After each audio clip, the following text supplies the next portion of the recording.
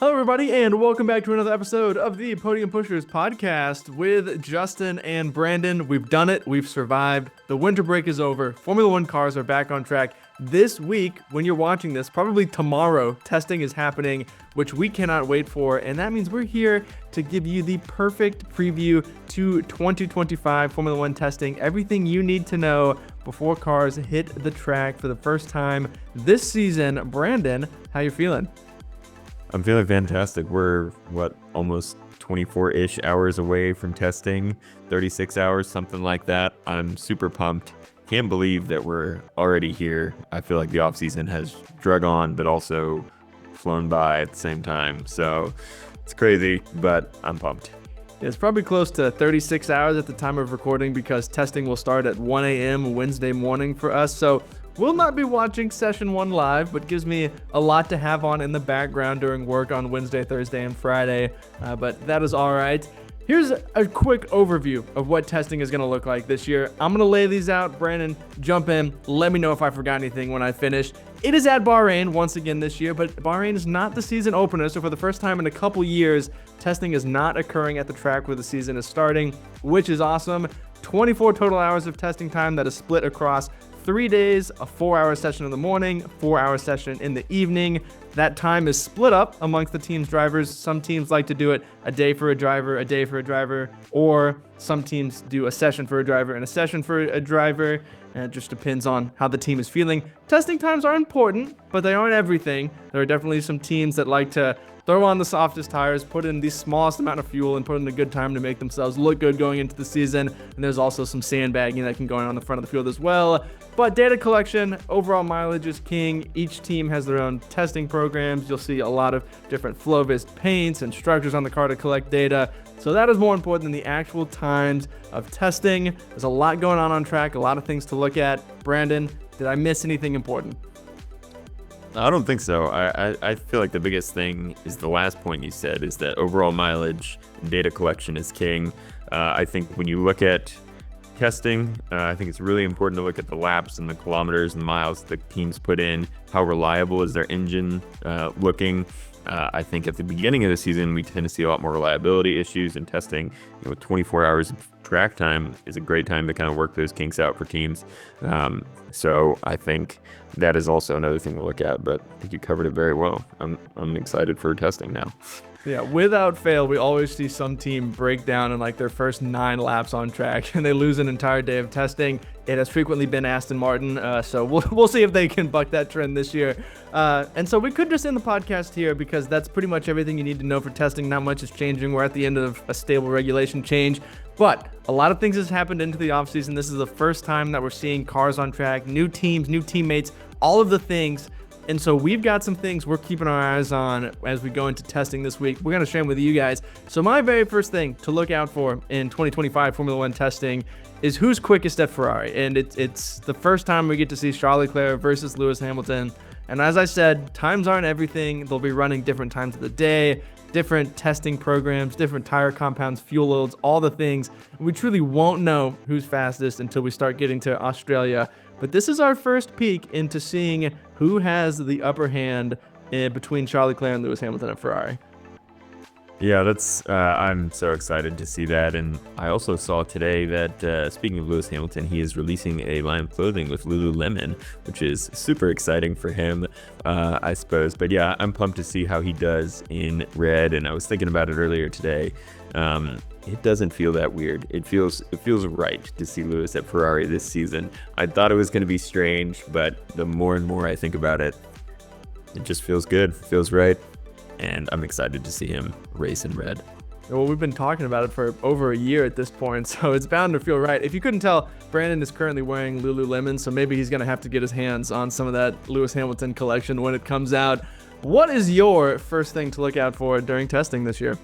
My first thing is kind of similar, but how does Carlos Sainz stack up against Alex Albon? It's another big driver change for Williams, and we get to finally find out, is Alex Albon the real deal, or has he just been absolutely smashing the likes of Logan Sargent and Nicholas Latifi and Franco Colapinto these past 3 years? And, it's the first time in a while he's had a race-winning teammate. So we'll get to see how quick is the Williams, how quick is Carlos, and how quick is Alex. So I'm excited to watch that battle, and we get the first look at it this week.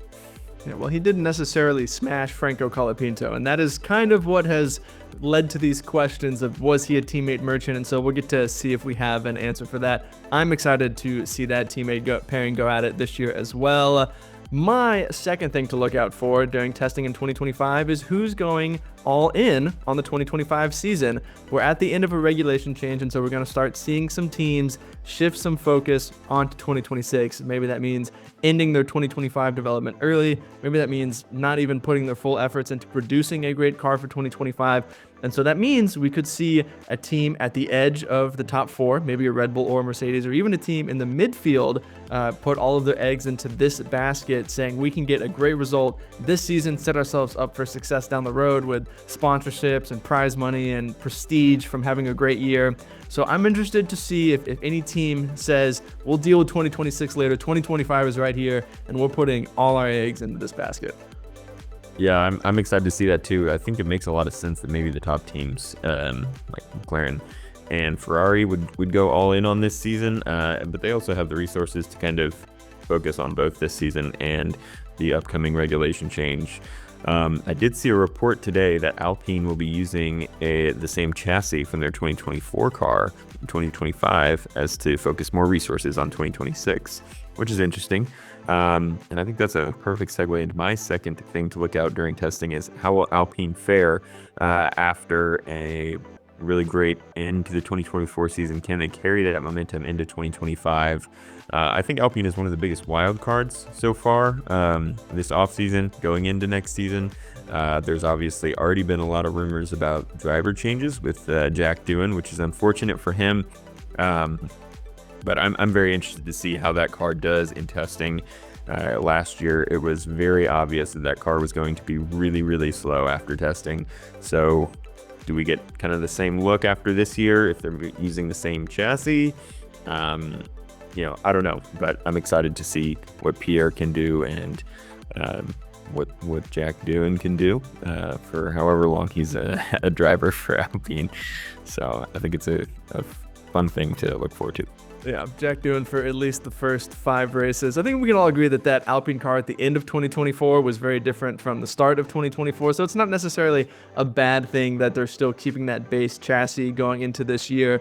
We've seen teams do that with success before. Mercedes kept their 2020 car and kind of converted it into 2021, still won the Constructors' Championship that year. So it has had success in the past, and Alpine has paint on their car this year. So surely that means they're at least confident that they're quicker than they were last year when they showed up with the bare minimum amount of paint on that car, because they knew they were about as quick as a boat going down the Bahrain straight away. So that's some encouraging signs for Alpine, that's for sure. My third and final thing to look out for going into this season, or this testing for this season, is all of the rookies going up against the new teammate for the first time. We've got 5-ish rookies on the grid this year, depending on how you want to count a rookie based on the number of starts they've made before. But this is our first look for most of them going up against these new teammates. We've got Kimi Antonelli going up against George Russell. We've got Liam Lawson going up against Max Verstappen. And so this is the first time we kind of get to see Cars on Track, a semi-competitive session, how these rookies stack up against some of their new teammates. Yeah, it's pretty exciting. Last year we had like 0 change in a driver lineup, so we were due for a big change this year, and I'm excited to see how they all stack up. My third and final point to look out for during testing is kind of going on the same vein, but how will Haas look with 2 new drivers in their lineup? Ollie Behrman is a rookie, but you have Esteban Ocon, who is veteran driver.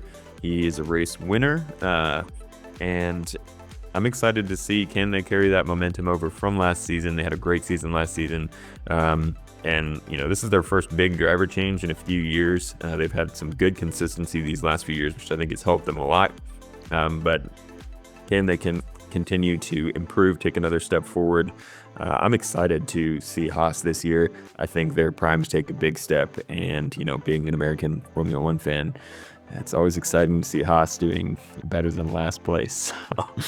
Yeah, there were a couple years it was shaky aligning yourselves with Haas as an American F1 fan, but things are looking up now. I think Haas has to be one of those teams that I could see maybe putting a couple more eggs in the 2025 basket than they otherwise would, knowing that there's a good chance for them to finish top of the midfield, maybe even getting some results that are unexpected as well. So that is very interesting to look out for. I'm excited for that new lineup. I think Ollie Behrman is one of the exciting rookies on the grid this year. So things are looking up for Haas, certainly.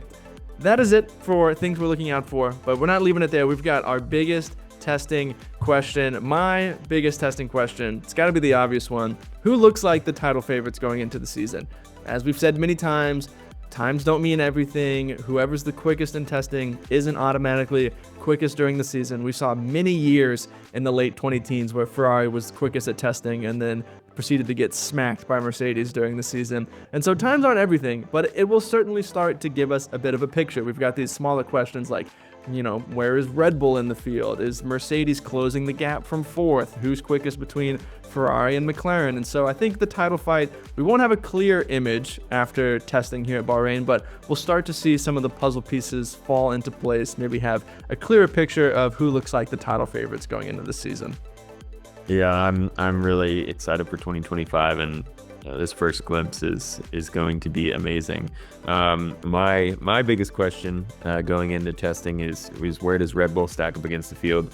I feel like I talk about this pretty much every week these last month or two, but I'm excited to see how Red Bull can stack up. We're both Red Bull fans. We've both been Red Bull fans for a while. Justin's obviously repping the merch today, but Red Bull's a big wild card, Alpine's a big wild card, Aston Martin's a big wild card, Mercedes is a big wild card. We've got a lot of wild cards this year, so I'm excited to see how can Liam perform.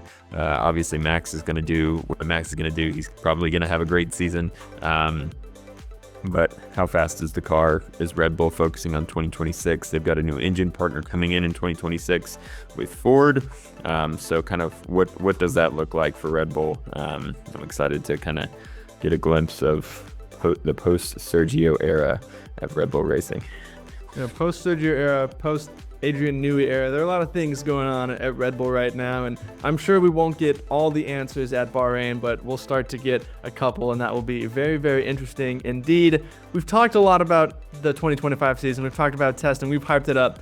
I just want it to be good. I'm so nervous that we've hyped this up so much that it's going to be an absolute dud of a season. McLaren's going to win every race by 20 seconds. Hopefully that does not happen. Hopefully we actually get to see the incredible season that we've been hyping up for what feels like 6 months now. But that is all we've got for our preview of the 2025 Formula One testing sessions. Before we get out of here, Brandon, what are your parting podium thoughts? I'm just pumped for this season. I'm pumped for testing. Testing is going to be great. It's always a fun thing to watch because there's a lot of mystery surrounding testing, and you know what? That's okay. That's great. I'm excited for it. So it's going to be good. Yeah, we've waited long enough. The winter break is over. We did it, guys. Formula One is back. We're seeing cars on track this weekend, and then there's only a couple of weeks until the very first race in Australia. We've done it. You survived. We survived. Everyone's made it through the winter break. Formula One is well and truly back. As always, thank you for watching or listening to another episode of the Podium Pushers podcast. We appreciate all of your support so very much. If you're choosing to watch or listen to us, let us talk to you about Formula One. It means the world to us. Before you go, feel free to like, subscribe, leave a comment, follow us on all of our social media platforms, because we will be here all season long bringing you the best and brightest Formula One content around. We'll see you in the next episode. Until then, have a great day and God bless. See ya.